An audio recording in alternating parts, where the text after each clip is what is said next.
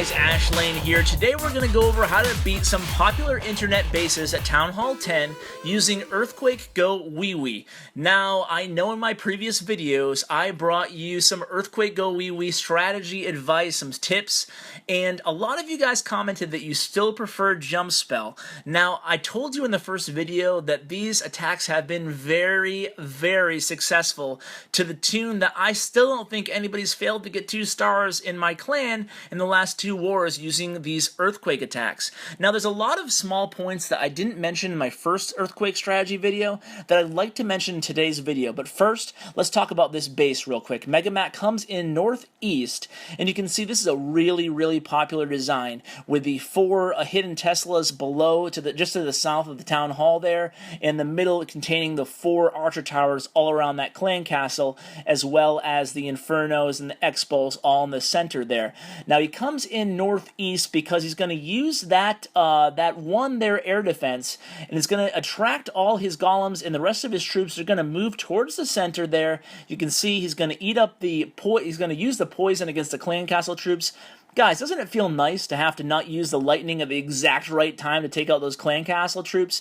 It's actually pretty fun that if you know where the clan castle troops are going to head, and obviously you kind of know what direction they're going to head because that's the direction of your troops luring them, you can just go ahead and drop a poison spell and forget about it. You know they're going to go into the radius and the poison's just going to eat them up. That's really nice, and it feels good not to have to worry about the perfect timing of the lightning spell, excuse me.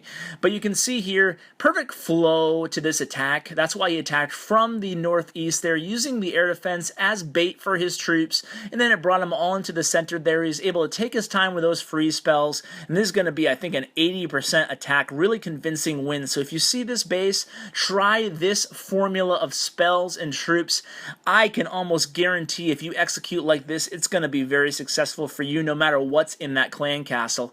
So I did want to talk about, like I mentioned earlier, a few of the things that I neglected to mention in my first Earthquake video, because after all, we are still learning about these new dark spells. We know it works, the Earthquake that is, we just don't know exactly why it works, or why it works so much more effectively than using 2 jump spells for Earthquakes. Now, logic might dictate that using 4 Earthquakes costs the same amount as 2 jump spells, but jumps you can actually spread them out. Well, there's a few things. Before I get to them real quick, notice this base, another common internet base, very common, using 4 Earthquakes right below that town hall. Perfect way to go into this base, using once again a GoWiWi army with 5 golems this time versus 4 in the first attack. Go ahead and copy this attack, guys. Another really effective way to hit these bases, and I can, like I said, once again, I can almost guarantee 2 stars very easily, possibly 3 depending on the defensive level. So while you watch this attack, do want to touch on a couple more things on the Earthquake advantages. Now, one thing that hasn't been reported on too much as far as Earthquake versus Jump is the Earthquake creates no lag time. Now, obviously, I touched upon the obvious benefits on my last video, which are the wider radius using 4 Earthquakes versus the 1 jump spell. And I know, obviously, you're going to say, well, Ash, you can bring 2 jumps for the same price as 4 Earthquakes. Well, I'm aware of that, but sometimes you just don't need 2 jumps. You can take out a whole big area where you might have clustered 2 jumps previously with 4 Earthquake spells. And that comes in, and the benefit to that comes with the whole lag idea, right? So when the troops jump over a jump spell, first of all, the jump spell is going to lure them a little bit closer, which is sometimes good, sometimes bad. And then when the troops go over the jump spell, they're actually going to take over a full second of lag. Now, what does lag mean? Well, it means that the troops aren't firing or doing any damage when they're jumping over that wall. Now, think about it. When you're using that jump spell, it's usually at one of the most pivotal parts of the attack with the highest amount of dangerous defensive units around. Before I continue, look at Mad Duck's attack here. Another very common base, guys. These 3 bases might be 3 of the most common bases besides some of the resource ring bases that I see while I'm pushing here in Town Hall 10. He's going to come in due west, and it's going to be a very nice attack. He's going to use 4 wall breakers to kind of poke through a hole, but look at this wide area that's left open with this Earthquake spell. Now back to the jump lag. when the troops get together and they jump over that spell, you lose almost a little bit over a full second while the troops are jumping.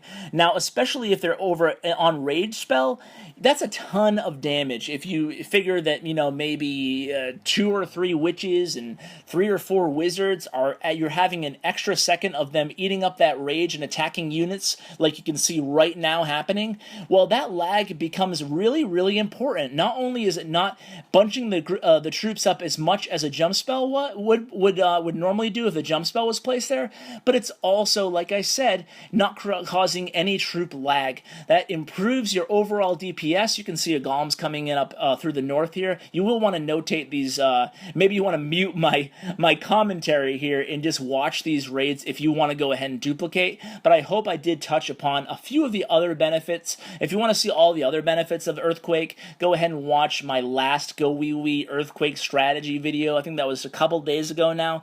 But you can see all 3 of these attacks, very, very convincing wins, and using the same troop formulas for the most part, and also using the same spell formulas for the most part. So they're all way above 60% attacks, some flirting with 70 and 80%. Like I said, guys, if you see these bases, try these strategies out. Let me know how they work. Even if you have level 1 Quake, it still does the job, as you saw in Mad Duck's replay. So guys, thanks for tuning in. Please share with your clanmates. I appreciate it. And as always, take care, guys.